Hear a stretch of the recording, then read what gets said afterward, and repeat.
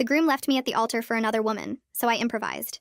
I stood at the altar for 2 whole hours in my wedding dress, waiting and waiting for my fiancé to arrive. Everyone in attendance was giving me the same pitiful, sorry, it's time to give up kind of look. Even the priest was telling me to get out. Just then my phone buzzed. Sorry, can't make it. Can't make it? That's all he had to say after making me humiliate myself for 2 hours?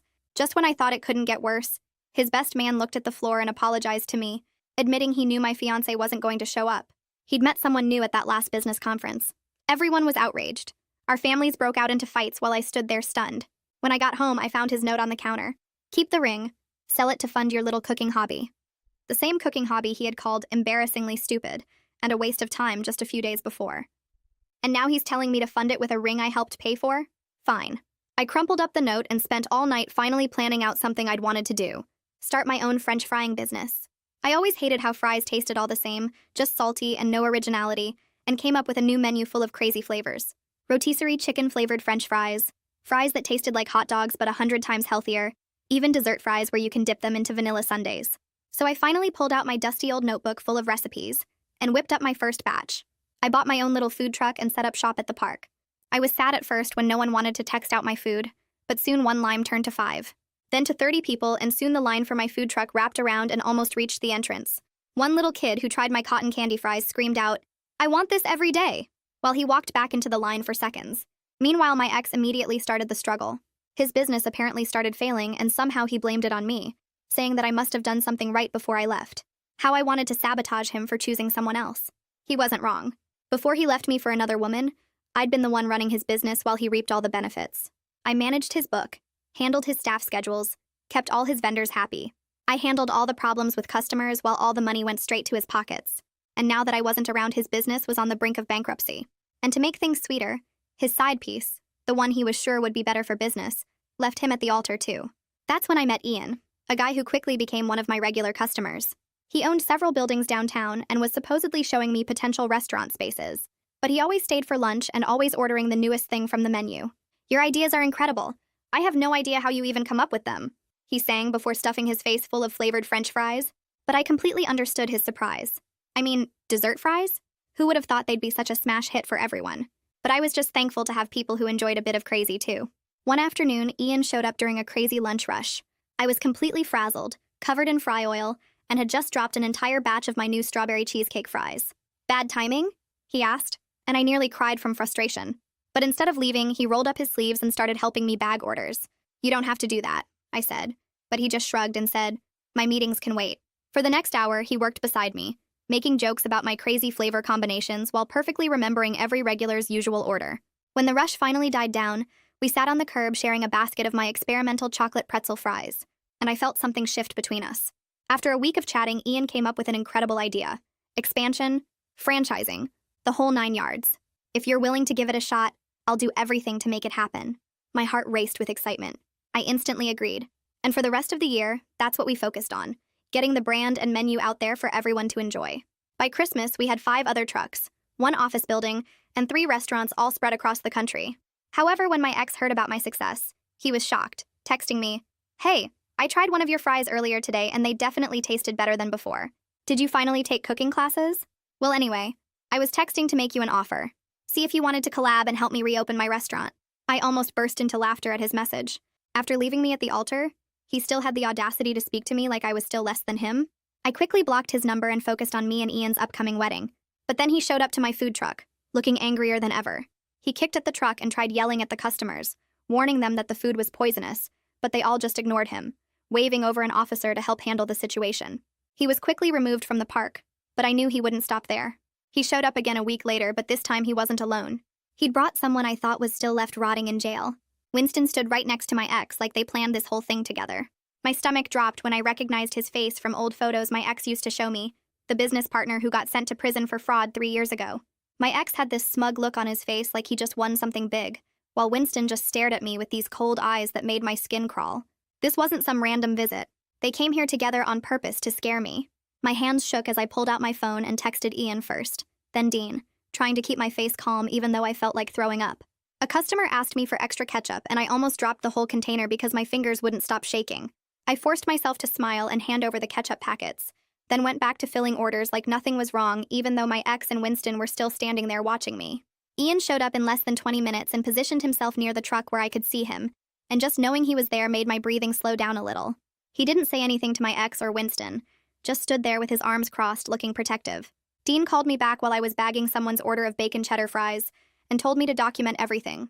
Don't talk to them at all and meet him at his office in 2 hours. I took a photo of my ex and Winston standing together near my truck, making sure to get both their faces clear in the shot. They finally left after about 10 more minutes, probably because Ian was there, and other customers were starting to notice them just standing around staring. I finished the lunch rush on autopilot, my mind racing the whole time about what they were planning. 2 hours later, I sat in Dean's office describing Winston's whole history, how he and my ex had run some kind of fraud scheme together, and Winston took the fall while my ex somehow stayed out of prison. Dean listened carefully and took notes, then explained that bringing a convicted criminal to harass me at my business actually helped our case a lot. He started typing up an emergency motion right there, citing the pattern of my ex showing up and escalating his tactics, plus Winston's criminal background as proof that I was facing a real threat. Dean said judges take this kind of thing seriously when someone brings their ex-con buddy to intimidate their ex at work. He promised to file the motion first thing in the morning and push for a hearing as soon as possible. That evening, Ian came over to my apartment with his laptop, and we started searching for information about Winston's parole conditions. It took us almost an hour of digging through county records and court documents, but we finally found what we needed. Winston wasn't supposed to be involved in any business activities at all, and he definitely wasn't allowed to hang around with his old partners in crime, which included my ex since they got convicted together. Ian took screenshots of everything while I called Dean and left him a message with what we found. Dean called back within 15 minutes, sounding excited about the information. He said he would file a report with Winston's parole officer first thing in the morning, documenting that Winston showed up at my business location with my ex. The parole officer called Dean back later that night and confirmed she would open an investigation into whether Winston violated his release terms. I couldn't sleep at all that night. Every little sound made me jump up and check the windows. I must have checked the locks on my doors 5 times before midnight. Around 3 in the morning, I finally gave up on sleeping and just sat on my couch with all the lights on, waiting for the sun to come up. When morning finally came, I felt like a zombie. But I forced myself to get ready and head to the truck, because I refused to let fear shut down what I built. Ian showed up at the park before I even finished setting up, carrying 2 cups of coffee and a bag of bagels. He offered to stay nearby all day, and I was too rattled to argue or pretend I was fine. Having him there made me feel safer, even though I hated needing that protection. Dean called around noon with an update that made me feel a tiny bit better. The court granted an emergency hearing for the following week, and Winston's parole officer scheduled a compliance meeting to investigate the violation. But then Dean's voice got more serious, and he told me my ex's lawyer sent over a threatening letter that morning. The letter claimed I was harassing his client by filing what they called frivolous legal actions, like I was the problem here instead of the person who kept showing up to bother me. Dean said not to worry because he was already writing a response with a full timeline of every documented incident, showing clearly who was actually doing the harassing. He sounded confident that the judge would see through my ex's attempt to flip the situation around. I called Brittany that afternoon and asked her to meet me at the main restaurant location to talk about safety. We sat in the back office, and I explained everything that happened with Winston showing up. Brittany's face got really serious, and she immediately started talking about protocols we needed at all the truck locations, not just mine. We spent 2 hours working out a buddy system where nobody would work alone anymore, especially during opening and closing. Brittany suggested installing panic buttons in all the trucks that connected straight to the local police, and I approved the cost right away, even though it would be expensive. We also created a contact tree, so if something happened at one location, everyone else would know about it immediately. Brittany said she would also look into getting security cameras installed at each truck, and I told her to make it happen as fast as possible. The emergency hearing finally arrived after the longest week of my life. I sat in the courtroom wearing my most professional outfit, trying to look calm and confident even though my stomach was doing flips. When it was my turn to testify, I described the whole pattern starting from that horrible day at the altar, then the note he left, then blocking his number, then him showing up at my truck multiple times, and finally bringing Winston. My ex's lawyer kept trying to make me look like I was just being vindictive, asking questions about whether I was jealous of his new relationship or angry about the business. But Dean had prepared me for this, and I stayed calm, answering each question with simple facts instead of getting emotional. Then Dean presented his timeline with dates, photos, police reports, and witness statements showing I only asked for legal protection after my ex repeatedly harassed me. The judge looked at all the evidence and extended the restraining order to include Winston, plus increased the protected distance from 100 feet to 500 feet. Walking out of that courtroom, I felt like I could finally breathe again. 2 days later, Dean called with news that actually made me smile. Winston's parole officer contacted him to report that Winston definitely violated his parole by hanging around with my ex, who was his co-conspirator in the original fraud case. Winston was facing a parole revocation hearing and would probably get sent back to prison.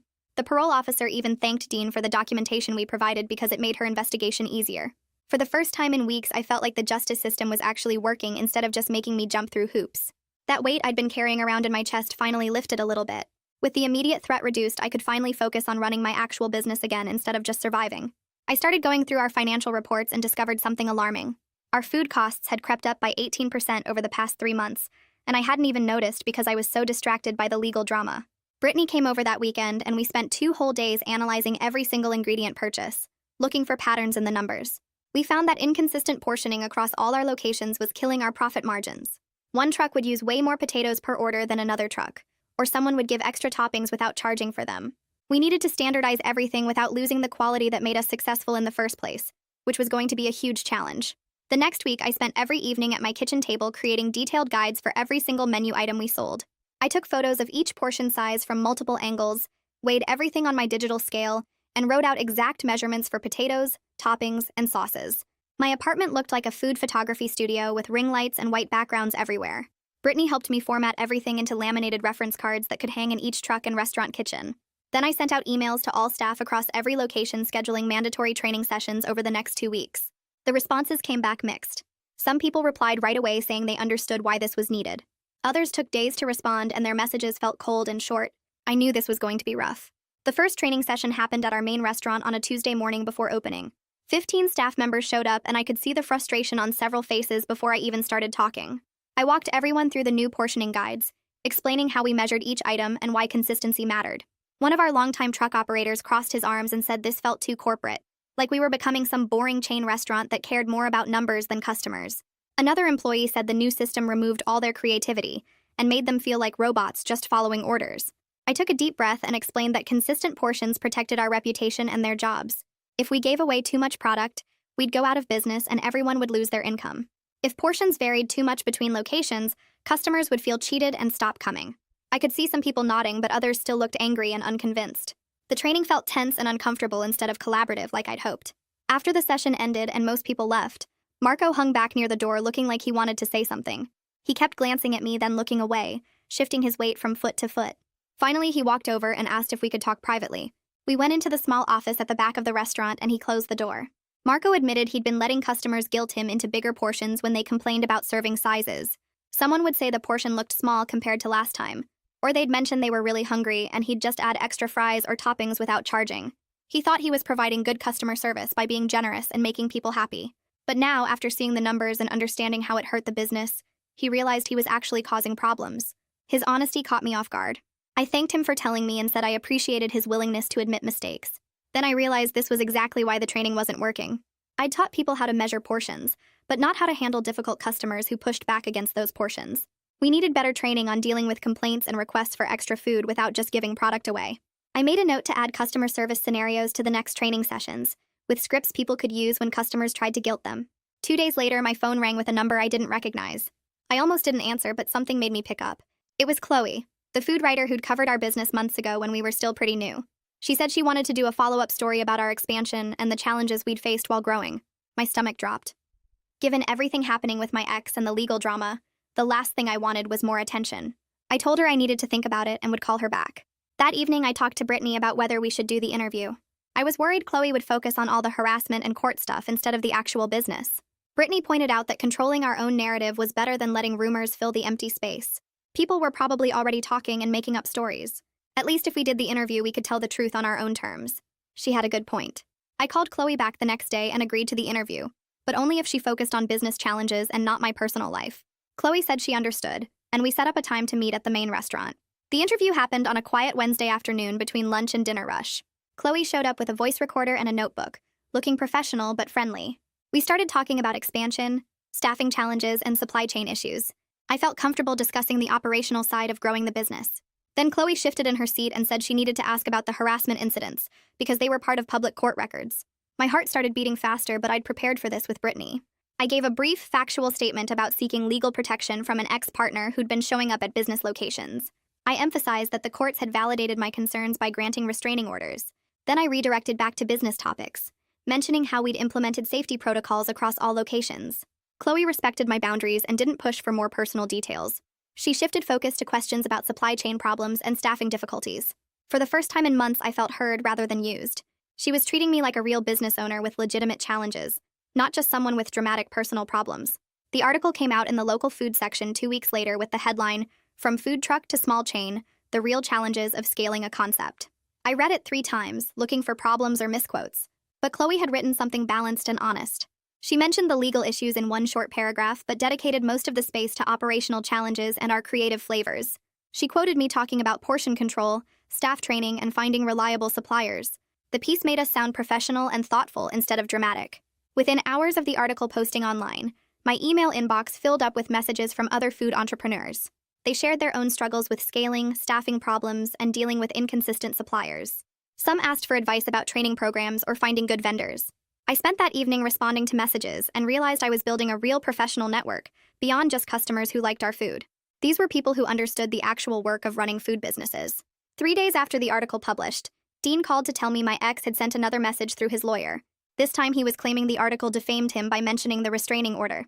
I felt tired more than scared. Would this ever actually end? Dean sounded calm and almost amused. He explained that factual reporting of public court records wasn't defamation. You can't sue someone for stating true facts that are part of official legal documents anyone can access. Dean sent a response warning that continued frivolous legal threats could result in harassment charges. After that, the threats stopped, at least for a while. I went back to focusing on the business, grateful for Dean's steady presence handling all the legal nonsense. Then our main potato supplier called with news that made my stomach sink. They were doubling their prices starting next month due to crop failures in their growing region. We'd relied on them for 6 months, and their potatoes were perfect for our recipes. Brittany and I immediately started calling other suppliers, requesting samples from 4 different vendors. We spent 3 days testing potatoes, cooking batch after batch, and comparing texture, flavor, and how they held up to our various seasonings. 2 suppliers had potatoes that were too watery and made soggy fries. 1 had potatoes that were fine but inconsistent in size, making it hard to get uniform cuts. The 4th supplier had good quality but limited quantities available. We made the decision to split our orders between 2 suppliers to avoid depending on any single source. It meant more complicated logistics with multiple deliveries and different payment schedules. But it reduced our risk of getting stuck if one supplier had problems. The supply chain mess forced us to temporarily remove 2 specialty items from the menu because we couldn't source the specific potato varieties they required. Our honey butter sweet potato fries and purple majesty fries both needed potatoes that none of our new suppliers carried. I posted an explanation on social media about agricultural realities and crop availability, promising the items would return when supply got better. Some customers were understanding and supportive. Others left angry comments accusing us of selling out and losing our unique identity. One person wrote that we'd become just another corporate chain that cared more about money than quality. Reading those comments hurt even though I knew they weren't fair. We were trying to maintain quality while dealing with real supply problems beyond our control. That same week, Ian and I had our first serious fight about business decisions. We were at my apartment going over supplier quotes when he suggested we could solve the whole problem by switching to frozen pre-cut fries instead of fresh potatoes. I felt my face get hot with anger. I couldn't believe he'd even propose compromising our core identity like that. Fresh-cut fries were literally what made us different from every other fry place. That was the whole point of everything we'd built. Ian got frustrated and said I wasn't being practical. We had a supply problem and he was offering a solution, but I was too stubborn to even consider it. We both said things we shouldn't have. I told him he didn't understand what made the business special, and he was just thinking about money like every other investor. He said I was being unrealistic and refusing to adapt to problems. Finally, he grabbed his jacket and left without saying goodbye. I spent that night lying awake wondering if mixing business and romance had been a huge mistake. Maybe we should have kept things professional instead of getting personally involved. The next morning, I woke up to knocking on my door. Ian stood there holding a bag of fresh bagels and looking genuinely sorry. He came in and immediately apologized, saying he'd been thinking like a real estate investor focused on profit margins instead of understanding what made the business work. He asked me to explain why fresh-cut potatoes mattered so much to our concept. I walked him through everything, from how different potato varieties affected flavor, to how the cut style changed texture, to how our cooking method worked specifically with fresh potatoes. I explained that frozen fries were already cooked once before freezing, so they'd never have the same taste or texture as our fresh-cut approach. Ian listened without interrupting, actually trying to understand my perspective instead of just arguing. When I finished, he nodded and said he got it now. He'd been treating it like any other business decision about cost versus benefit, but this was about the fundamental identity of what we were building. We couldn't compromise on fresh cut without becoming something completely different. That night, we stayed up talking about how to keep our relationship from getting tangled up in business stress. Ian suggested we have separate meetings for work stuff versus personal stuff, and I agreed that sounded smart. We decided that for any big business decisions where we disagreed, we'd bring Brittany in to break the tie since she understood operations better than either of us. For relationship problems, we promised to talk about them right away, instead of letting them build up until they exploded during a business discussion. It felt less romantic than I expected, more like we were signing a contract than planning a future together, but it also felt solid and real. Like we were actually building something that could last instead of just hoping everything would work out. The next morning, I texted Brittany about our new system, and she responded with 3 thumbs-up emojis, which made me laugh because she'd probably been waiting for us to figure this out. 3 weeks later, Dean called with news about Winston's parole hearing. I was at the main truck prepping for lunch when my phone rang, and I almost dropped a basket of fries when Dean told me Winston was going back to prison for 6 months. The parole board found that showing up at my business location with my ex violated the restraining order, plus Winston wasn't supposed to be associating with his old fraud partner at all. Dean explained this was actually huge for our safety because Winston was clearly the more dangerous one, the guy with actual criminal experience and connections. My ex was just an angry loser, but Winston knew how to really hurt people. With him locked up again, my ex was basically alone and powerless. I felt something unclench in my chest that I hadn't even realized was tight. Dean reminded me the restraining order was still active and I should keep documenting everything, but his tone was way more relaxed than before. 2 days after Winston went back to prison, Ian called me sounding annoyed. His receptionist had just called security on someone trying to get into his office, and when Ian checked the security footage, it was my ex. Apparently he'd walked in claiming he wanted to talk about leasing commercial space, but Ian's receptionist recognized him from photos I'd shared during our early dates. She'd hit the panic button under her desk, and security escorted him out before he even made it past the lobby. Ian documented everything with timestamps and photos from the security cameras, then sent it all to Dean. I couldn't believe my ex was stupid enough to try this, especially right after Winston got sent back for violating the same restraining order. Dean filed another violation report with the court that same afternoon. The contempt hearing happened 2 weeks later at the courthouse downtown. I didn't have to attend this one since it was about my ex violating the order, not about me needing protection. Dean called me afterward with an update. My ex's lawyer had tried arguing that his client was pursuing legitimate business interests and had no idea it was Ian's office. But Dean had done his homework and presented evidence showing my ex had specifically researched Ian's business address online and chosen that location despite there being dozens of other real estate offices closer to where my ex lived. The judge wasn't buying the innocent mistake story. She found him in contempt, slapped him with a $2,500 fine, and warned that any future violations would result in jail time. Dean sounded satisfied when he told me, and I felt this weird mix of relief and exhaustion. How many times did we have to go through this before my ex finally gave up? I scheduled a therapy session with Angelique specifically to talk about the upcoming holidays. Thanksgiving was 3 weeks away, and I was already feeling anxious about family gatherings where relatives would ask about my failed wedding. I sat in Angelique's office picking at my cuticles while I explained how much I dreaded those conversations. She helped me prepare responses that set boundaries without sounding defensive or rude. We spent half the session role-playing different scenarios. She'd pretend to be my nosy aunt asking when I was going to find someone new, and I'd practice saying calmly that I was focusing on my business and personal growth right now.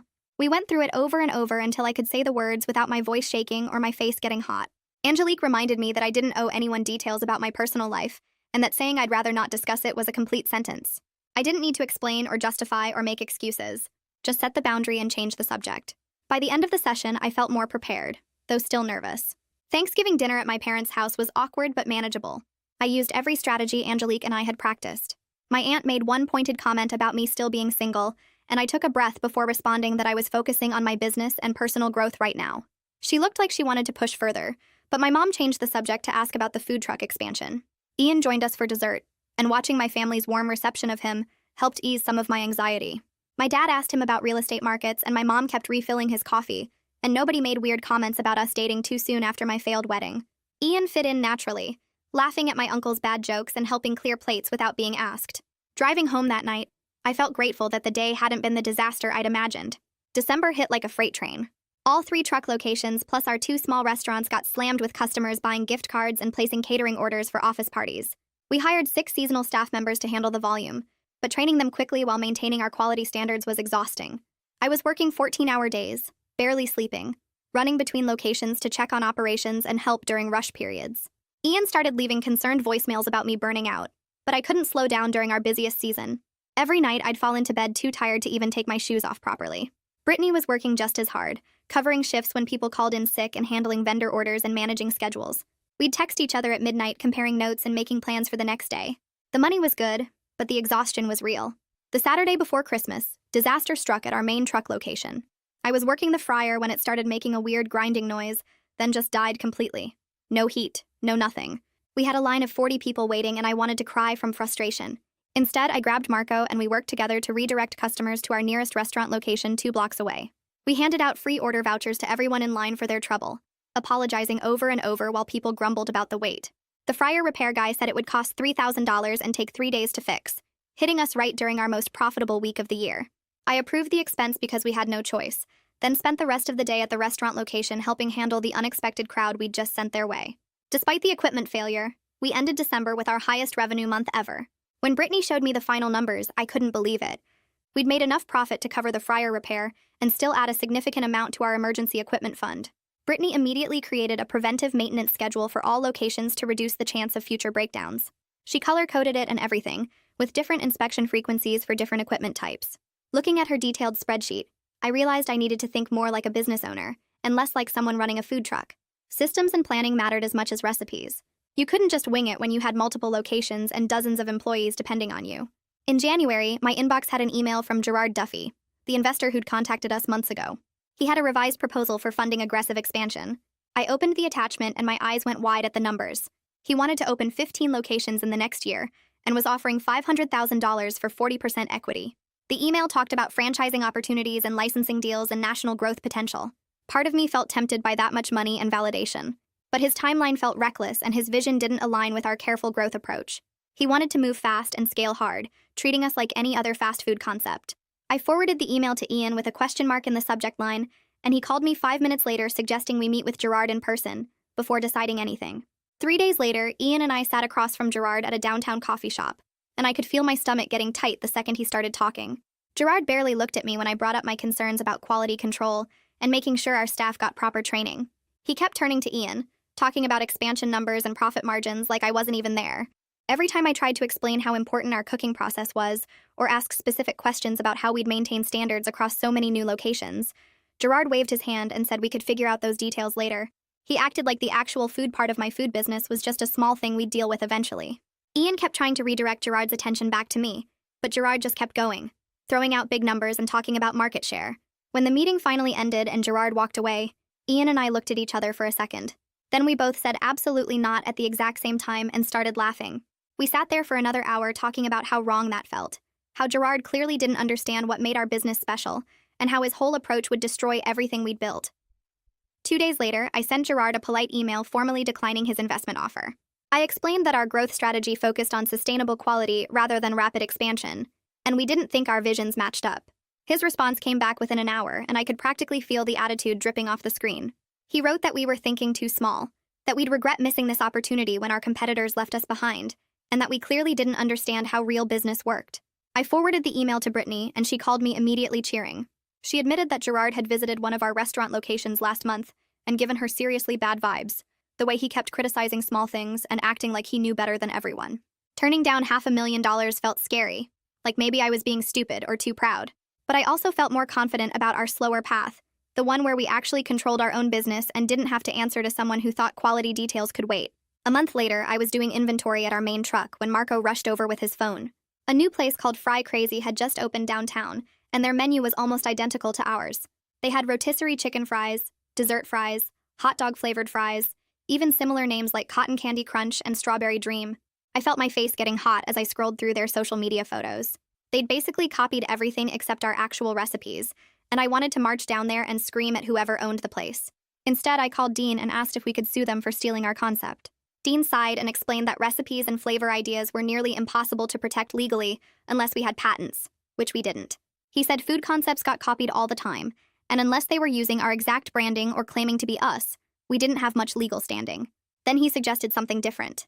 Focus on what actually made us special, he said. Our story, our quality, the relationships we'd built with customers over 2 years, those things couldn't be copied by just printing a similar menu. I hung up feeling frustrated but also realizing he was right. Instead of attacking Fry Crazy publicly or getting into some social media war, I spent that evening writing a long post for our business page. I thanked our customers for their loyalty and support, then told the whole story of how I'd developed each signature flavor. The rotisserie chicken fries came from my grandmother's Sunday dinners. The cotton candy fries were inspired by childhood trips to the fair with my dad. The strawberry cheesecake fries happened because I'd burned a whole batch one night and experimented with dessert toppings to salvage them. I shared photos from our early food truck days, talked about the struggles and failures, explained why we sourced specific potato varieties, and changed our oil twice as often as most places. The post went up around 8 at night, and by morning it had been shared over 300 times locally. Customers started commenting with their own memories of trying our food for the first time, of bringing their kids to the truck every weekend, of how our fries had been part of their birthday parties and family gatherings. Some people mentioned Fry Crazy directly, saying they'd tried it and immediately noticed the quality difference. The whole situation actually helped us because it highlighted what made us real and authentic, compared to someone just copying a concept without understanding the work behind it. 3 months later, Fry Crazy closed down. I heard about it from one of our regular customers who worked in that neighborhood. Apparently, they'd gotten terrible reviews almost immediately because their fries were soggy, their flavors tasted artificial, and their service was awful. They'd tried to copy what we did without understanding that consistency and care mattered more than just having creative menu names. I felt glad we'd been proven right, but also a little sad that they'd wasted their money and time trying to imitate instead of creating something original. The whole experience taught me that our real advantage wasn't just the flavor ideas. It was the 2 years we'd spent perfecting techniques, training staff, building systems, and actually caring about every single order that went out. In March, I was reviewing our monthly reports when I noticed something weird. Our newest restaurant location had customer satisfaction scores way lower than our other sites. The food quality ratings were okay, but service scores were terrible, and several comments mentioned rude staff and long wait times. I decided to do an unannounced visit the next day. I showed up during the lunch rush and stood in line like a regular customer, watching everything. The manager, a guy we'd hired 3 months earlier, was cutting corners everywhere. He was using cheaper oil that I could smell wasn't our usual brand. The fries were coming out pale and undercooked because he'd turned down the fryer temperature to speed up the process. When one of the younger staff members asked him a question, he snapped at her in front of customers. I felt sick watching him damage everything we'd built just to make his shift easier or save a few dollars. After the rush died down, I walked into the kitchen and asked to speak with him privately in the back office. His face went white when he realized who I was. I told him he was suspended immediately pending a full investigation, and he needed to leave the building right then. He started making excuses about tight margins and corporate not understanding real operations, but I cut him off and repeated that he needed to leave now. I spent the next week working that location myself while Brittany conducted a complete investigation into what had been happening. She reviewed all the financial records, interviewed every staff member privately, and checked supplier invoices against what we'd actually received. We discovered the manager had been stealing cash too. He'd been voiding transactions after customers left and pocketing the money, probably hundreds of dollars over the past few months. Finding out felt like getting punched in the stomach. I'd trusted him to represent our business, to treat our customers and staff well, and instead he'd been betraying everyone for his own convenience and profit. We fired him immediately and filed a police report for the theft. Then we implemented way better systems across all our locations, including surprise audits, better security cameras, and a direct hotline where staff could report problems anonymously. The whole situation cost us money and reputation damage, but I felt grateful we'd caught it before things got worse. Some of the staff members at that location admitted they'd wanted to report the problems earlier, but were scared of losing their jobs. That broke my heart because we'd always tried to create a place where people felt safe speaking up. The incident forced us to completely redo our hiring process. Brittany spent 2 weeks researching and developing new procedures that included personality tests, way more thorough reference checks and trial shifts, where we could actually watch how people worked before making them managers. She also created a secret shopper program where we'd regularly send people to test our own locations for quality and service. It added overhead costs that made our margins tighter, but protecting our reputation was worth every penny. I'd rather spend money preventing problems than dealing with the damage after they happened. One evening in April, Ian came over to my apartment with takeout from our flagship restaurant. We'd been so busy with work that we hadn't had a real date in weeks, just quick lunches between meetings and exhausted evenings reviewing reports. We sat on my couch eating our fries and talking about nothing important for the first time in forever. Then Ian set down his food and turned to face me. He said he loved how I'd built something meaningful from pain, how I fought for what mattered, how I'd taught him that success meant building something sustainable rather than just profitable. He pulled out a small box and opened it. The ring was simple and beautiful, just a single stone on a thin gold band. I started crying before he even finished asking if I'd marry him, nodding yes while tears ran down my face. We sat there hugging for a long time, both of us crying happy tears, and I felt this huge sense of rightness about everything. This wasn't like before, rushed and pressured and full of doubt I'd been ignoring. This felt solid and real, and based on actually knowing each other through hard times. Over the next few days, we talked about what kind of wedding we wanted. We both agreed on something small, just immediate family and close friends, maybe 30 people total. The idea of wedding planning made my chest tight at first, all those memories of standing at the altar in my dress flooding back. I made an appointment with Angelique to talk through my anxiety about it. She helped me focus on what I wanted this time instead of what went wrong before. She reminded me that I got to make different choices now, that I could plan something that actually reflected who Ian and I were, instead of what other people expected. Ian was incredibly patient with my occasional panic moments, never pushing me to make decisions before I felt ready. When I got overwhelmed looking at venue options, he suggested we just have it in his parents' backyard garden where we'd had our first real conversation about the business. When I started spiraling about guest lists and seating charts, he reminded me we could literally just set up chairs in a circle and skip all the traditional stuff that didn't matter to us. Slowly, wedding planning started feeling less like reliving trauma and more like creating something new and ours. A few weeks later, my phone buzzed with a text from someone I barely remembered from my ex's old social circle. The message said my ex wanted to congratulate me on my engagement and hoped Ian wasn't just a rebound. I stared at the screen for a solid minute before blocking the number without responding. Dean called that evening to check in, and I told him about the indirect contact. He made a note in his file but agreed it wasn't threatening, just pathetic. I felt annoyed more than anything, like my ex was a mosquito buzzing around that I couldn't quite swat away. Ian squeezed my hand across the dinner table and reminded me that my ex's opinion stopped mattering the day he left me at that altar. The next morning, I deleted the screenshot and refused to give it another thought. May arrived with warm weather and busy lunch rushes at all our locations. I was at the main restaurant reviewing inventory when 2 health inspectors walked in with clipboards. My stomach dropped, but I smiled and showed them around, answering every question while trying not to panic. They spent an hour checking temperatures, examining our storage areas, and reviewing our cleaning logs. When they finished, the lead inspector handed me a violation report listing 2 issues. Our walk-in cooler was running 3 degrees too warm, and we didn't have proper hand-washing signs posted in all the right spots. I felt my face burn with shame even though he said these were minor and fixable. The inspectors left and I immediately called our refrigeration company to fix the cooler, then ordered the correct signs online for overnight delivery. Brittany arrived 20 minutes later and found me scrubbing already clean counters while trying not to cry. She pulled the violation report from my hands and read it carefully before looking up at me. She said we'd use this as a chance to get better, not as proof we were failing. We spent the rest of that week visiting every location with our own checklists, checking temperatures, reviewing procedures, and making sure every detail met standards. By Friday, we had compliance checklists for each location and a schedule for weekly self-inspections. The following Monday, I sat at my laptop staring at a blank social media post. Brittany stood behind me reading over my shoulder as I typed out exactly what happened during the health inspection. I listed both violations, explained what we did wrong, and detailed every step we took to fix the problems. My finger hovered over the post button for a full minute before Brittany reached around and clicked it for me. Within an hour, 3 competitors had shared the post with snarky comments about our standards slipping, but most of the comments were from regular customers saying they appreciated the honesty and would keep eating with us. By that evening, 5 other restaurant owners had sent me private messages, thanking us for being transparent about inspections instead of hiding them. One woman said she'd had a similar violation last year and felt so ashamed she almost quit, but seeing us handle it openly made her feel less alone. I screenshot those messages and saved them in a folder labeled, "Why We Do This Right." June hit like a wall of heat and bad news. I was prepping potatoes at the truck when an old coworker from my ex's restaurant called to tell me his place had closed for good. She said the locks were changed, the equipment was repossessed, and my ex was filing for bankruptcy. I thanked her for letting me know and hung up feeling strange and hollow. Part of me wanted to celebrate that his failure proved I'd been essential to his success all along. But another part felt sad that he'd destroyed something that could have worked if he'd just been less arrogant and made better choices. Mostly, though, I just felt relieved that this whole chapter was finally, truly closed. That night, I told Ian about the closure over takeout from our restaurant. He asked how I felt, and I realized I didn't feel much of anything anymore. My ex was just someone I used to know who made a choice that ended up freeing me to build something better. The anger and hurt had faded into something more like indifference, and that felt like the real victory. Wedding planning had been going smoothly until Ian's mother called asking about the guest list. She wanted to invite 50 people from their extended family, cousins, and aunts and uncles Ian barely knew. That would triple our planned guest count from 30 to nearly 100 people. Ian and I sat on my couch that evening having a difficult conversation about what we actually wanted for our wedding day. He called his mother back on speaker and explained that we were keeping the wedding small and intimate, focused on people we actually spent time with rather than distant relatives we saw once every few years.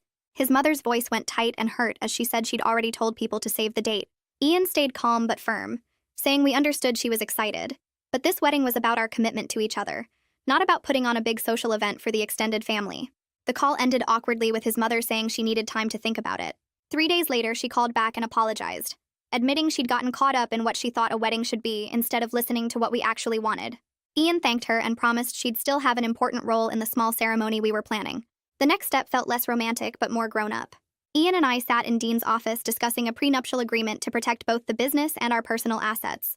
Dean asked detailed questions about our finances, our debts, our plans for future growth, and what would happen if things didn't work out. It was uncomfortable talking about divorce before we'd even gotten married, but it also felt responsible and mature. Ian surprised me by suggesting the business remain entirely mine since I'd built it from nothing, but I wanted him protected too since he'd helped it grow. We spent 2 hours going through scenarios and possibilities, having honest conversations about money and risk and what we wanted to build together. Dean drafted an agreement that felt fair to both of us, protecting what we'd each brought into the relationship while planning for what we'd build together. Signing those papers actually made me feel closer to Ian because we'd talked through hard stuff honestly instead of avoiding it. This wasn't like my first engagement where I'd ignored red flags and hoped for the best. This was two people making clear-eyed choices about their future together. July brought news I'd been half expecting but still dreaded. Dean called to tell me Winston had been released from prison after serving his 6-month sentence for the parole violation. The restraining order was still active and covered Winston as well as my ex. Dean walked me through the terms again, reminding me what distances they had to maintain and what counted as a violation. I felt nervous but not terrified like I had been the first time. The legal system had actually worked when Winston violated his parole before, and I trusted it would work again if needed. I updated Brittany and the managers at all our locations, making sure everyone had photos of both Winston and my ex with instructions to call the police immediately if either showed up. Ian offered to stay at my apartment for a few days until I felt safer, and I took him up on it. We fell asleep on the couch watching cooking shows, and having him there made the fear feel more manageable. The weeks passed and nothing happened. Winston didn't show up at any of our locations. My ex stayed silent on social media and didn't try any indirect contact. The absence of drama felt almost weird after months of constant tension and waiting for the next crisis. I kept expecting my phone to buzz with bad news or to see one of them lurking near a truck. But days turned into weeks, and the harassment just seemed to be over. Dean said it looked like Winston had finally learned that violating court orders meant going back to prison, and my ex was probably too busy dealing with his bankruptcy to bother me anymore. I started sleeping better and stopped jumping every time someone walked past the truck. The fear slowly unwound itself from my shoulders, and I began to trust that maybe this was actually finished.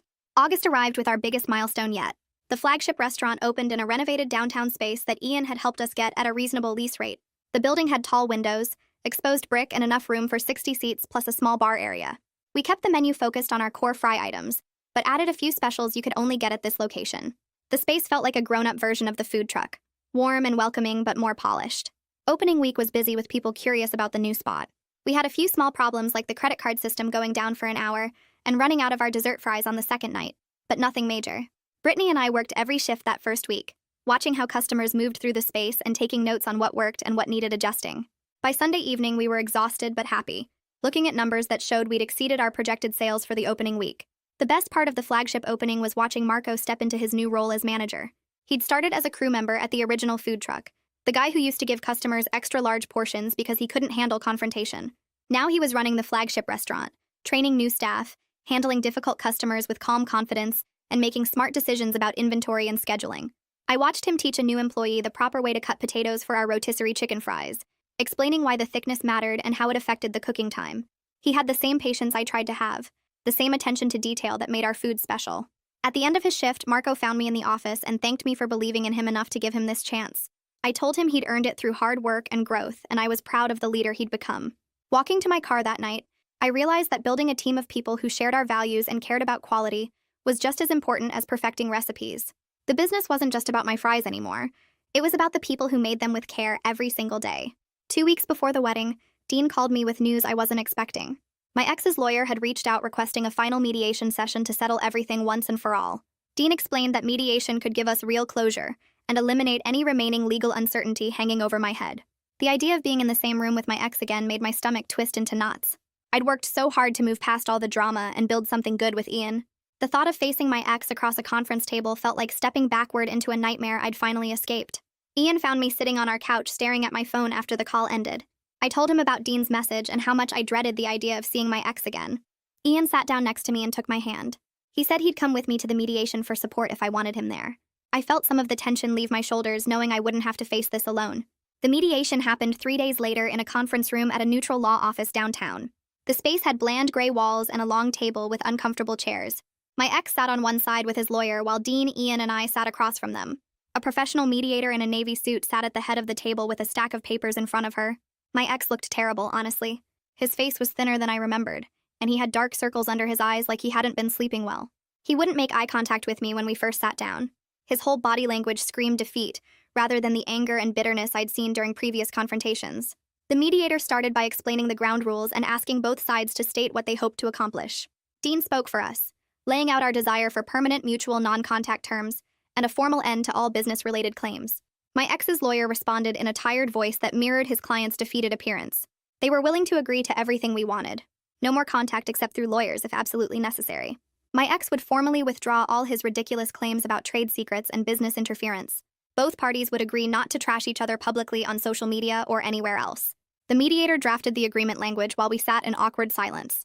Nobody admitted fault or apologized. We just agreed to leave each other alone permanently and move on with our separate lives. I signed the papers with a shaky hand. My ex signed without looking at me once. The whole session took 90 minutes and felt surreal in how calm and professional it stayed. No yelling, no accusations, just paperwork and legal language putting an official end to a conflict that had consumed way too much of my energy. Walking out of that building into the afternoon sunlight, I felt physically lighter than I had in almost 2 years. The weight I'd been carrying around finally lifted off my shoulders. Ian squeezed my hand and looked at me with genuine pride in his eyes. He told me I'd done it, that I'd built something incredible and protected it through everything. He said he was so proud of me. Hearing those words from him made tears spring to my eyes, but they were good tears for once. That night, I slept peacefully for the first time in months. I didn't wake up at 3 in the morning wondering what my ex would try next. I didn't check my phone compulsively for threatening messages or legal notifications. I just slept deeply and dreamlessly, finally free from waiting for the next crisis or confrontation to explode in my face. Our wedding day in September arrived with perfect weather and clear blue skies. We'd planned everything to be exactly what we wanted, small and intimate and focused on actual commitment rather than putting on a show. The ceremony happened in a garden venue with 28 guests sitting in white chairs arranged in a small circle. My mom cried happy tears. Ian's parents beamed at us from the front row. Brittany and Marco sat together looking genuinely thrilled to be there. We exchanged vows we'd written ourselves, promising to support each other's dreams and communicate honestly even when it was hard. We promised to build a life based on real partnership rather than performance or trying to impress anyone. When Ian kissed me after we were pronounced married, I felt pure joy instead of the anxiety that had plagued my first wedding attempt. I felt completely present in the moment instead of haunted by past betrayals and fears about the future. This was real and solid and based on 2 years of actually building something together through challenges and growth. The reception was casual and fun, held in the same garden with string lights and a simple buffet dinner. My father stood up during dessert to give a toast that caught me completely off guard. He talked about watching me turn heartbreak into purpose and build something meaningful from the worst day of my life. His voice got thick with emotion when he apologized for not fully supporting my cooking dreams earlier, for dismissing them as just a hobby instead of recognizing my real talent and drive. He said he was proud of the businesswoman I'd become, and the way I'd handled everything with strength and grace. The public acknowledgement from my dad healed something inside me I didn't even realize was still wounded. I'd always felt like he saw me as less serious or capable than my siblings. Hearing him say those words in front of everyone we loved made me feel truly seen and valued by him for the first time. We left the next morning for our honeymoon in a small coastal town 3 hours away. I'd been nervous about unplugging from the business for a whole week, worried that something would go wrong without me there to handle it. But Ian convinced me that we'd built good systems and trained good people specifically, so we could take real breaks. Brittany and Marco promised to handle everything and only call if there was a genuine emergency. For 7 days, I didn't check work emails or call the restaurants to see how things were going. Ian and I walked on the beach every morning, ate fresh seafood, and just enjoyed being newlyweds without any stress or obligations hanging over us. When we got back and checked in with Brittany, she reported that everything had run smoothly. They'd handled a minor equipment issue at one truck and dealt with a difficult customer complaint without needing my input at all. Coming back to work after a real break, I felt refreshed and genuinely excited rather than exhausted and obligated. I realized I'd been running on empty for months and desperately needed that time away. October brought a difficult business decision we'd been avoiding for weeks. Our smallest restaurant location had been consistently losing money, despite multiple attempts to turn it around. The neighborhood demographics just never quite matched our concept. We'd tried different menu options, adjusted our hours, ran promotions, but nothing seemed to work. The location kept draining resources we could use better elsewhere. Brittany, Ian, and I sat down with the numbers and finally admitted we needed to close it. Making that call felt terrible at first. I kept thinking about the staff who would lose their jobs and the customers who did love that location, even if there weren't enough of them. We spent 2 weeks helping every staff member either transfer to our other locations or providing good severance packages and strong references for other jobs. Marco personally called each employee to explain the situation and make sure they had support during the transition. We posted a heartfelt message on social media thanking the neighborhood for their support and explaining our decision honestly. Closing that location felt like failure initially, like I'd somehow messed up or not tried hard enough. But Brittany sat me down and reframed it completely. She explained that knowing when to cut losses was actually smart business, not failure. Continuing to pour money into a location that wasn't working would have put our successful locations at risk. We needed to protect what was working, rather than desperately trying to force something that wasn't. We spent an afternoon analyzing exactly what went wrong with that location. The neighborhood was too residential with not enough foot traffic during our peak hours. The nearby competition was too strong. The parking situation was terrible. We documented all these lessons to use when evaluating future expansion opportunities. I realized that not every location would work, and that was genuinely okay. The key was learning from it, rather than seeing it as some kind of personal defeat.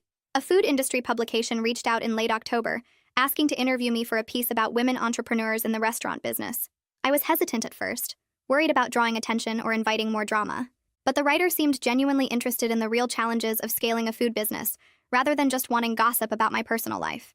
During the interview, I shared honest details about the difficulties of maintaining quality across multiple locations, the importance of building good systems and training programs, and how personal crisis had become professional motivation for me. I talked about the supply chain issues we'd faced, the staffing challenges, the financial pressures of growth. The writer asked thoughtful questions and really seemed to understand the complexity of what we'd built. The article published a few weeks later, and several young women reached out afterward saying my story had inspired them to pursue their own food business dreams. Reading their messages made me realize I'd accidentally become a role model for other people trying to build something from scratch. By November, our business had settled into a stable rhythm. We had 2 food trucks and 2 restaurants, all consistently profitable with strong customer loyalty in each location. We weren't growing explosively anymore, but we were sustainable and steadily building real equity. Ian and I sat down one evening to discuss potentially opening one more location the following year. But this time we approached it completely differently than our earlier rapid expansion. We agreed we'd only move forward if we found the absolute perfect spot with the right demographics, foot traffic, and competitive landscape. We'd only open if we could staff it properly with well-trained people who understood our quality standards. Growth just for the sake of growth didn't appeal to either of us anymore. We'd learned that sustainable success meant being selective and strategic, rather than just constantly chasing bigger numbers and more locations. A few weeks later, I sat in Angelique's office for what I knew would be one of my last regular sessions. She asked me to walk through everything that had happened since that day at the altar, and I started talking about the wedding dress, the waiting, the humiliation. But as I described it, the words felt distant, like I was talking about someone else's life. Angelique leaned forward and asked the question I'd been avoiding. How did I feel about my ex now, really? I sat there for a long moment, searching for anger or hurt or even satisfaction about his failures. Instead, I just felt nothing. He was someone I used to know who made a choice that accidentally freed me to build something better. The anger had faded months ago without me even noticing. I told Angelique that I was grateful, which surprised both of us. Grateful that he left, grateful that I had to figure things out alone, grateful that I learned I could handle hard things. She smiled and said that was real healing. Not the dramatic kind where you confront someone and get closure, but the quiet kind where you just stop caring and move forward.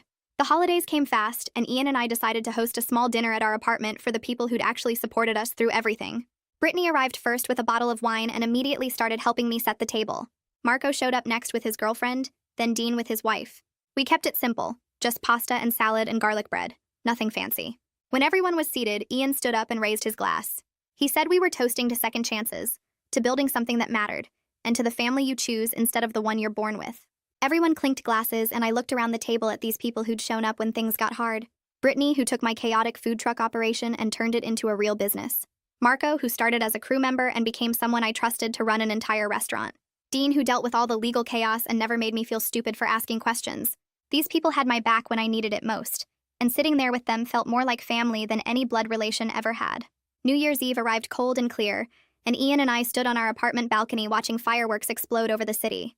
He wrapped his arms around me from behind, and I leaned back against him, feeling completely safe. I thought about standing at that altar 2 years ago in my wedding dress, waiting and humiliated and broken. I never could have imagined ending up here, running a business that actually worked, married to someone who treated me like an equal partner, finally trusting my own choices. Life didn't turn out how I planned it. It turned out better because I built it myself, made my own decisions, learned from my mistakes. The future stretched out ahead of us, wide open and full of things I couldn't predict. But for the first time in my life, that didn't scare me. I wasn't worried about what might go wrong or whether I could handle it. I knew I could handle whatever came next because I'd already survived the worst and turned it into something good. The fireworks kept going, bright colors lighting up the sky, and I squeezed Ian's hand. This was my life now, the one I chose, the one I earned. And it was exactly where I wanted to be. And that's the end of this story. I always hope you take something from these moments that you can actually use. Even one small insight is worth it. Subscribe so you are ready when the next one drops.